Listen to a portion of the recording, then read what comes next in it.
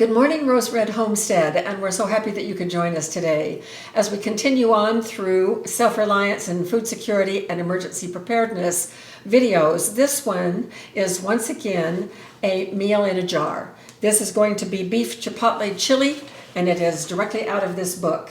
Now, the recipes in this book are copyrighted, so I cannot include them in the description of the video, but what I'm going to do is, as I add ingredients, I'm going to put it across the screen. I believe you've already seen one video where I have done that. And so the methods will be shown in the video, so that's about the best that I can do for this recipe. And once again, this recipe is only for pints. It has not been tested for quarts, so we will be canning in pints. The recipe calls for 9 pints, and I have a case of 12 jars here, washed and ready to go. Now they need to be hot, so before we load the jars, I'll be putting them in the sink of really hot water. So the first thing that needs to happen is we need to process 3 cups of dry beans the night before, and then the day of, which is today for us, then they need to have simmered on the stove for about 40 minutes. My beans are over in this pot and they are all ready to go, waiting for the time when they get to be added to the recipe. We are using our butane stove. The safety measures are in place. I've just turned it on, and I'm going to be sprinkling a little bit of olive oil in the bottom of this pan. I'm not going to use the amount called for, which I felt was a little bit too much. I think it was a 1/4 of a cup of olive oil. I'm using just enough to cover the bottom of the pan, and then we're going to brown the meat. So this is 4 pounds of stew meat. Now, we don't always get stew meat. This is what it looks like. We don't always get stew meat. We often will watch for roast that is on sale, which is what happened this time, and then I can cut it up in a heartbeat. Stew meat is sometimes twice as expensive. So we're going to do these in batches. I'm just going to be browning these.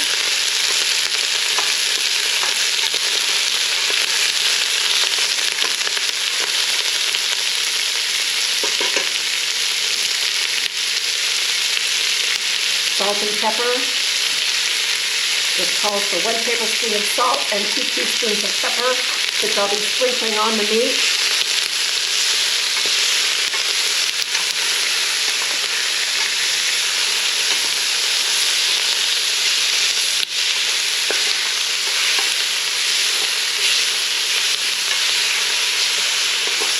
It's going to take me just a few minutes to do the browning here, so we will come back after the meat is completely browned and we're ready for the next step. Okay, all right, the meat just finished. Next in is 2 cups of onions and 1 cup of green bell peppers. You can use red or green.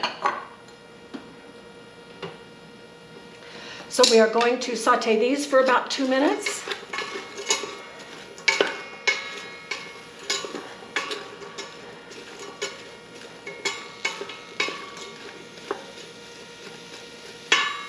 These have sauteed for 5 minutes, so the next thing is to add the meat and any accumulated juices.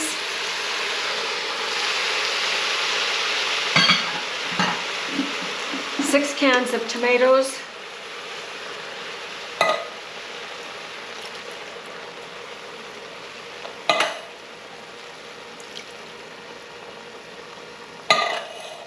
Six cups of tomatoes, 3 cans.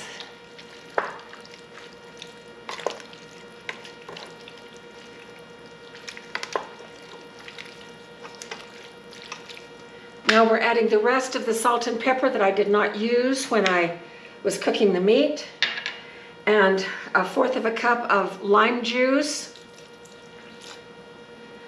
And then we are to add 1/3 of a cup of chipotle.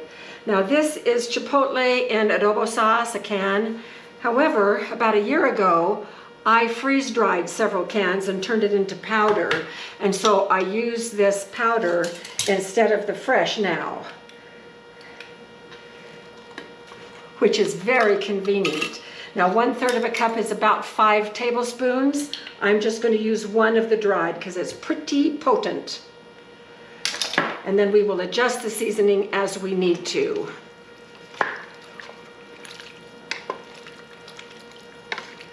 Oh my goodness, this looks so good.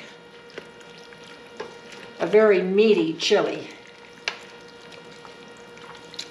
which we like very much. Then we add the beans, which have been drained, and stir it all up. Chili with beans, that sounds nice. It will be nice.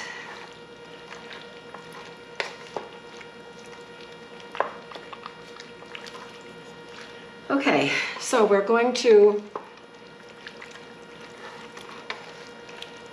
let this heat for about 10 minutes to make sure it's heated all the way through.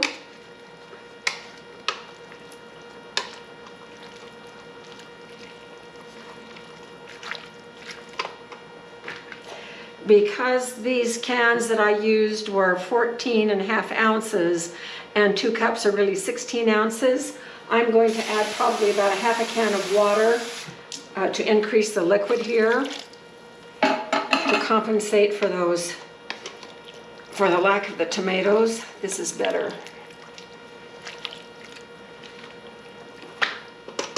Oh, yummy. So while this simmers for about 10 minutes, I'm going to put the jars in a sink of hot water, have them all ready. When we come back, we'll be ready to load the jars. So here we go. Now I do want you to see this. After boiling it for 10 minutes, you should have enough liquid to just barely cover the solids.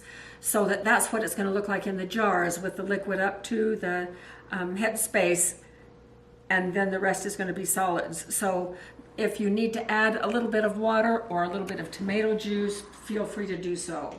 Okay, so here we go. I tasted the broth. It is spectacular. So did Jim. And then we want to get broth in.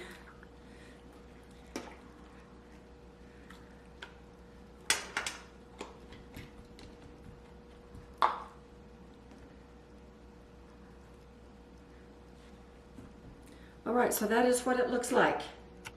So we'll finish doing these. Bring you back when they're nearly done so you can see what it's looking like. I will be showing the checking for air bubbles and wiping the rims on super fast speed so you can see it, but it won't be tedious. Jars are filled and we have just a few bites left. Jim and I will probably share that for a little mid-morning snack.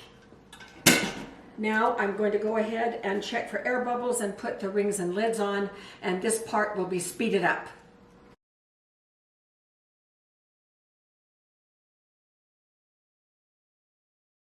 Okay, 10 pints ready to go out into the Presto stovetop. We'll double stack these and I'll meet you out at the counter. So here we have 5 on the bottom. I'm putting in the second story floor, the second rack, and the others are going here. We put 3 quarts of water in the bottom. It's about 2 inches.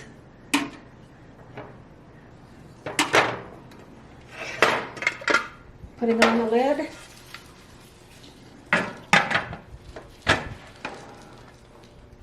Turning it up. Just as soon as this vents out of this port right here for 10 full minutes, then we'll put the weight on, wait until it comes up to 13, holding it between 13 and 15. At this point, we will start the timing, which is 75 minutes for these pints.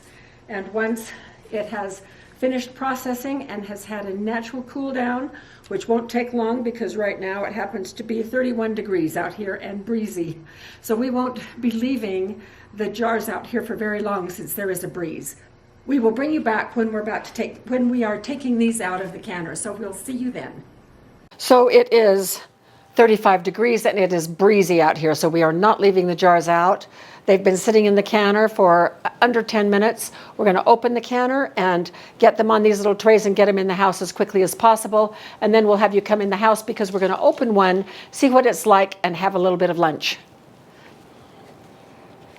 checking.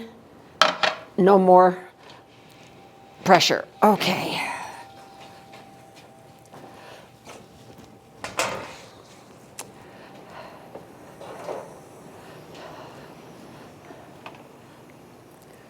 Oh, these look great. And we have had a little bit of siphoning. I'm not going to hold them up in the air too much. We'll look at them more closely when we get them in the house.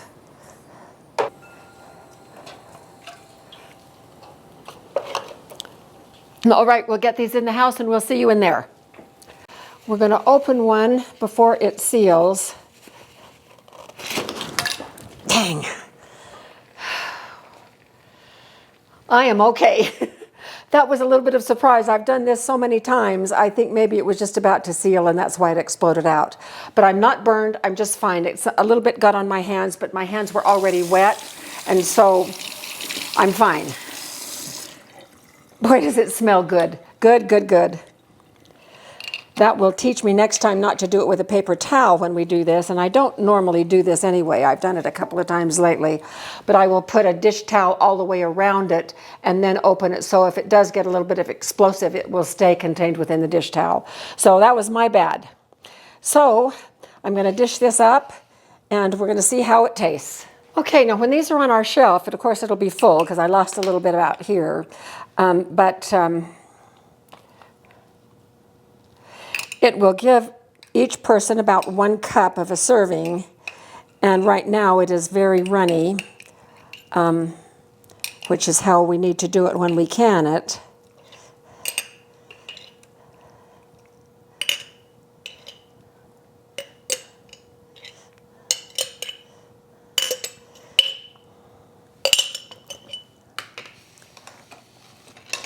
So this is about 1 cup for each of us, a little bit less for me.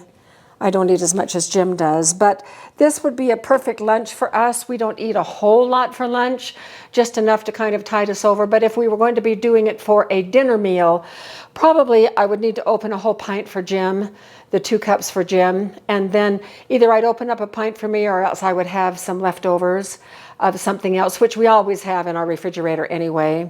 And so I'm going to taste it. It looks fantastic. Oh my gosh, the meat is so tender.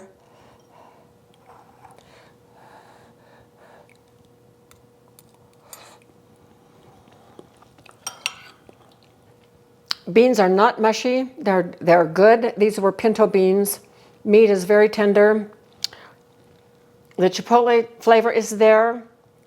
I went a little on the light side with the chipotle flavor. If you like it hotter, then the chipotle and adobo sauce, you can add more, or I didn't add quite what the recipe called for because we like our things a little bit mild. This is fabulous. It would be great on a winter day like today when the breeze is blowing and it's 35 degrees outside. So we're going to break and have our lunch while these cool, and hopefully we'll have 100% of sealing, and then we'll get these out on our shelf to enjoy through the rest of the winter and beyond. So thanks for joining us. We hope this was helpful. Great recipe for single folks and even for couples who like to eat light at lunchtime. So thank you for joining us, and we will see you at our next video.